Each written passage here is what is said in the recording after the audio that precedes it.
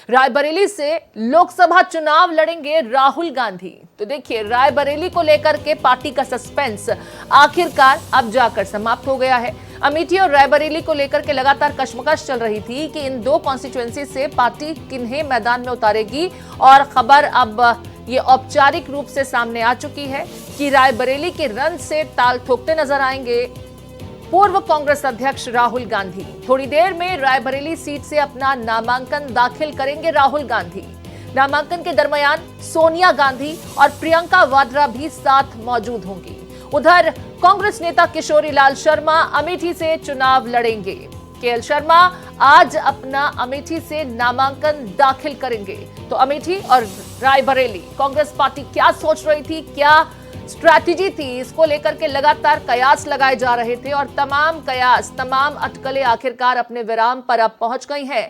Congress party ने औपचारिक ऐलान कर दिया है कि रायबरेली से राहुल गांधी इस मर्तबा चुनावी रण में ताल ठोकते नजर आएंगे। हालांकि चर्चा यह थी कि रायबरेली के रण में पार्टी प्रियंका गांधी वाड्रा को मैदान में उतार सकती है और अमेठी से एक बार फिर स्मृति ईरानी बनाम राहुल गांधी देखने को मिल सकता है। लेकिन तमाम अटकलें, तमाम कयास आखिरकार अपने विराम तक पहुंच चुके हैं। पार्टी ने तमाम मंत्रणाओं के बीच आखिरकार इस बात का औपचारिक ऐलान कर दिया कि रायबरेली से प्रियंका नहीं, राहुल गांधी ही चुनावी मैदान में एक बार फिर उतरेंगे। वहीं अमेठी को लेकर केएल शर्मा के नाम का औपचारिक ऐलान भी पार्टी की तरफ से कर दिया गया है, जो आज नॉमिनेशन के आखिरी दिन यानी 3 मई को अपना नामांकन दाखिल करेंगे।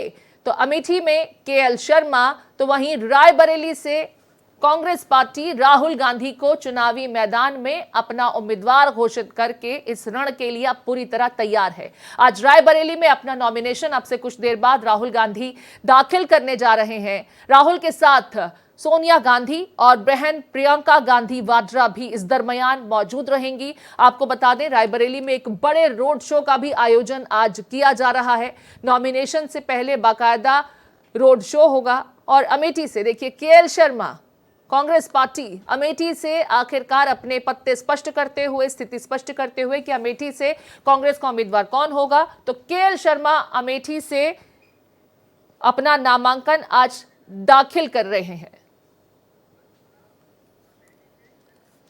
ठीक है, मेरे साथ मेरे 2 सहयोगी भी जुड़ गए हैं। मेरे साथ मोहित शुक्ला जुड़ गए हैं, साथ ही अमेठी से रजनीश जुड़ गए हैं। रजनीश, पहले आपका रुख करते हुए, क्योंकि अमेठी को लेकर के लगातार कशमकश की स्थिति बनी हुई थी, सुगबुगाहट थी कि राहुल गांधी एक बार फिर अमेठी में चुनावी रण में उतर सकते हैं।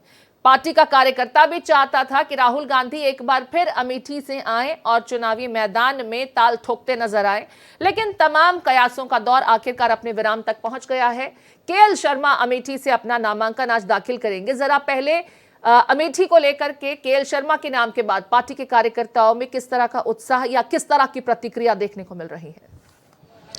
देखिए, कहते हैं कि जो मजबूत किला था राहुल गांधी का या गांधी परिवार का 2019 के लोकसभा के चुनाव में, इस किले में दरार पड़ चुकी थी। इसी कारण माना जा रहा है कि कहीं ना कहीं जो सेनापति होता है वो सेफ जोन की तलाश में रहता है। रायबरेली जो इंटरनल इनका सर्वे हुआ था उसमें माना गया था कि अमेठी से सेफ रायबरेली है। मैंने पहले ही कहा कि सेनापति को सेफ जोन का युद्ध का मैदान चाहिए कि राहुल गांधी ने चुनाव किया। जो आपने कहा किशोरी लाल शर्मा लगातार अमेठी रायबरेली में मौजूद रहे, लोगों के बीच रहे, वो सोनिया गांधी के प्रतिनिधि रहे। लेकिन कहीं ना कहीं कांग्रेस के जो वर्कर है ये अभी तक मानने को तैयार नहीं है। बार बार वो वेबसाइट पे खबर तलाश रहे हैं। वो कह रहे हैं कि ऐसा कैसे हो सकता है, पूरी रात जग के हम लोगों ने राहुल गांधी के लिए तैयारी किए थे। और ये लोग मान रहे थे कि ये सब गलत बात है। यहाँ सबसे सेफ सीट कांग्रेस के लिए पिछली बार कुछ लोगों से गलतियां हो गई थी, उस गलती को फिर से सुधारने के लोग बात है कि इस बार राहुल गांधी को रिकॉर्ड मतों से जिताया जाए, जिसका लिम्का बुक में रिकॉर्ड दर्ज हो। लेकिन जो आया है, जिस तरीके से सियासी चर्चाएं हैं, बार बार दोनों पक्ष हैं। स्मृति ईरानी के लोग जरूर यह कह रहे हैं कि कहीं ना कहीं दीदी का डर उनको रायबरेली भेज दिया, और कहीं ना कहीं कांग्रेस के लोग कह रहे हैं कि अगर राहुल गांधी होते तो स्मृति ईरानी का हार का अंतर इतना बड़ा होता कि जिसका एक अपने आप में रिकॉर्ड होता। जी प्रीति, ठीक है, मैं लौटूंगी आपके पास में रजनीश। इस वक्त एक बड़ी खबर भी आ रही है रायबरेली में, जैसा कि हमने बताया कि नामांकन से पहले रोड शो भी होगा। सोनिया गांधी एयरपोर्ट के लिए रवाना हो चुकी हैं। दिल्ली से ये बड़ी खबर आ रही है, सोनिया गांधी एयरपोर्ट के लिए रवाना हुई हैं, रायबरेली जा रही हैं सोनिया गांधी। तो देखिए, लगातार चुनाव से जुड़ी हुई ये बड़ी अपडेट हम आपको बता रहे हैं। राहुल गांधी का नामांकन आज होना है। नामांकन के दरमियान राहुल गांधी के साथ मौजूद रहेंगी सोनिया गांधी। रोड शो का भी कार्यक्रम है, बहन प्रियंका वाड्रा भी साथ में मौजूद रहेंगी।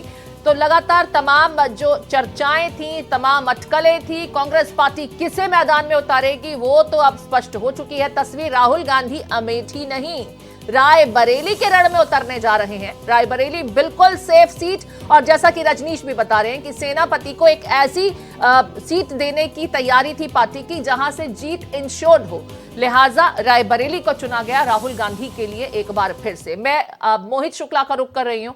मोहित, यहां पर रायबरेली की बात की जाए तो चर्चाएं प्रियंका गांधी को लेकर के थी। वायनाड से तो राहुल गांधी सेफ हैं ही, उम्मीद यही है कि वो अपना चुनाव बहुत आसानी से जीत जाएंगे। प्रियंका गांधी को लॉन्च करने की बात चल रही थी, लेकिन नाम राहुल गांधी का ही रायबरेली से आया। जरा इसके बारे में प्रकाश डालें।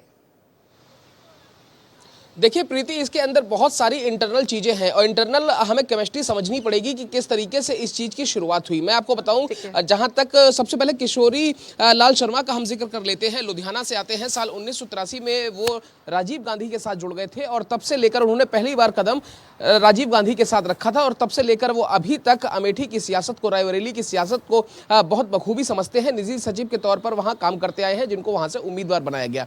अब आते हैं प्रियंका गांधी पर, उसके बाद चलेंगे राहुल गांधी के पास।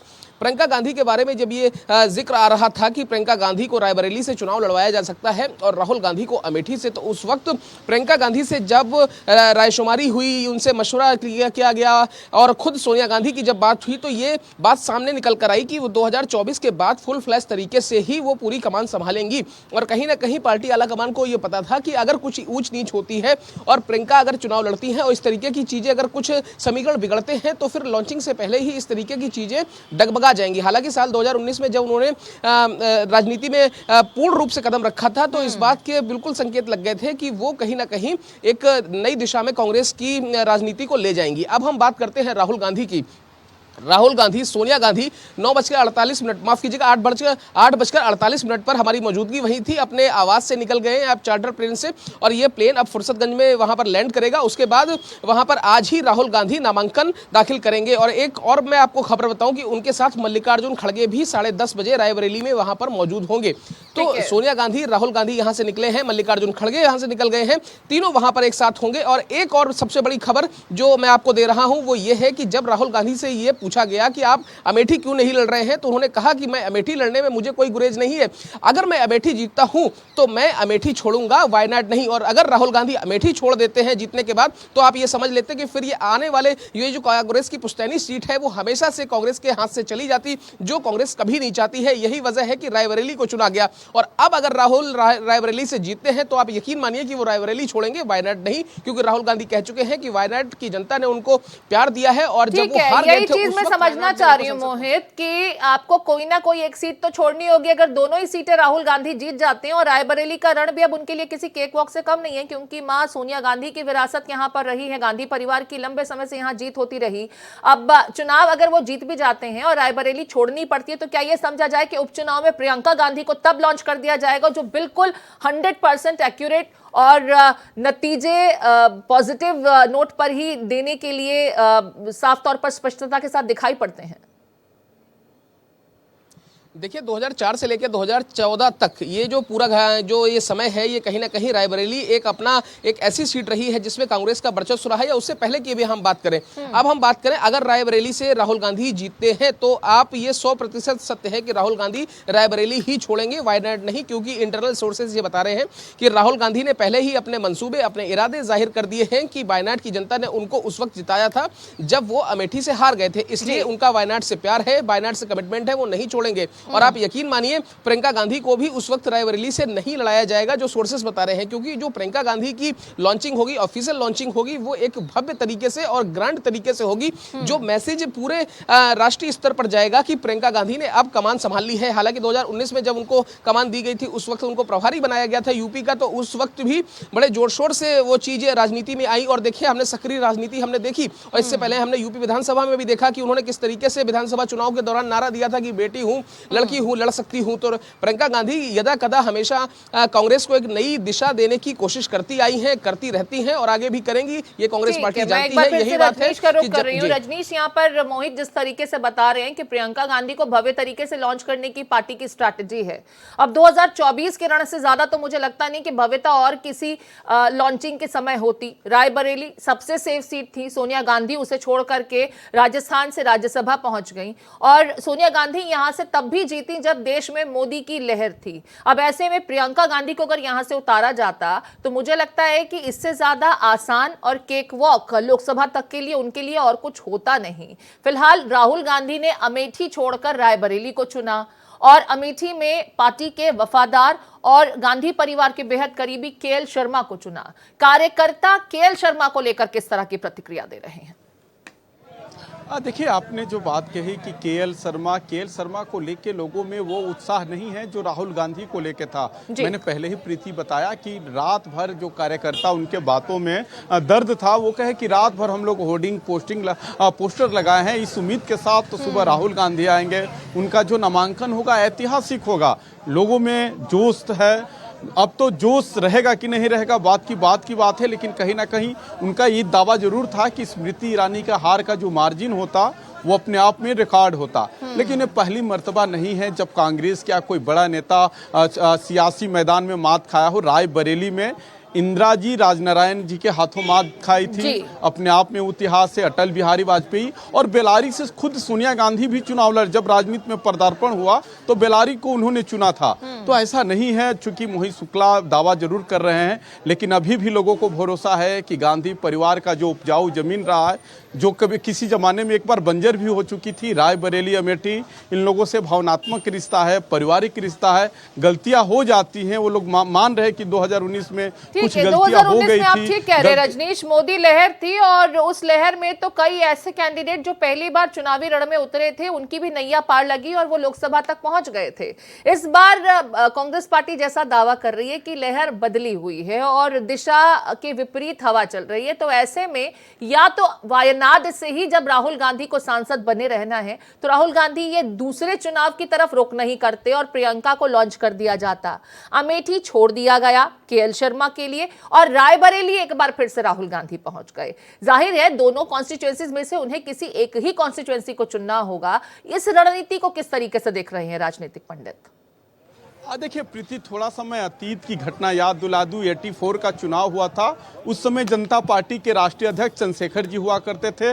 बलिया में जो उनका गृह जनपद था, वहां के लोगों ने उनको पटकनी दे दिया था, कांग्रेस चुनाव जीती थी। अब देखिए उस हार का डर बोला जाएगा तो जब 89 का जब चुनाव हुआ, प्रधानमंत्री उस समय प्रधानमंत्री नहीं थे, उस समय भी समाजवादी जनता पार्टी के राष्ट्रीय अध्यक्ष थे। ये समाजवादी पार्टी नहीं जो असली सोशलिस्ट लोगों का गढ़ हुआ करता था। लेकिन वो उस समय दो जगह से चुनाव लड़े। महाराजगंज जो बिहार में एक संसदीय क्षेत्र है, उनकी जो छतरी बहुल एरिया है, तो उन्होंने देखिए हमेशा से बड़े नेता सेफ जोन की तलाश में रहते हैं, क्योंकि उनको पता है कि अगर बड़े नेता घेर लिए जाएंगे तो हश्र क्या होगा। नारायण दत्त तिवारी भी चुनाव लड़े थे। नारायण दत्त तिवारी जब कांग्रेस तिवारी बनाए थे, वहां उनको पटकनी मिली थी। तो जब बड़े नेता चुनाव हार जाते हैं तो नीचे के जो सैनिक वर्कर होते हैं उनका मनोबल टूट जाता है। तो हमेशा से बड़े नेताओं को सेफ जोन की तैयारी रहती है। प्रधानमंत्री नरेंद्र मोदी 2014 का आपको याद होगा, बनारस में चुनाव लड़े थे। तो हर एक लोगों का एक सेफ जोन की तलाश होती है। उसी जगह की तलाश में वायनाड राहुल गांधी गए हैं। राहुल गांधी को लगता है कि हमारे लिए सेफ सीट है, जैसे सोनिया गांधी को बेलारी लगा था। अब क्या होगा ये भविष्य की बातें हैं, लेकिन कहीं ना कहीं लोगों का जरूर दावा है। मैं अमेठी में मौजूद हूँ, अमेठी के लोग जरूर दावा कर रहे हैं कि ठीक है, राहुल गांधी न सही, किशोरी लाल शर्मा ही सही, इस बार हम स्मृति ईरानी को पटकनी देंगे। उसके इतर बीजेपी के लोग दावा कर रहे हैं कि अब तो लड़ाई ही नहीं है, लड़ाई आसान हो गई है। राहुल गांधी रहते तो कुछ लड़ाई कठिन जरूर होती, लेकिन अब हमारे जो मिशन 400 है या मिशन 80 का जो नारा भारतीय जनता पार्टी ने दिया है, उसकी शुरुआत अमेठी से होगी, ऐसा दावा भारतीय जनता पार्टी के वर्करों का है, या यह कह सकते हैं कि स्मृति ईरानी के समर्थकों का है।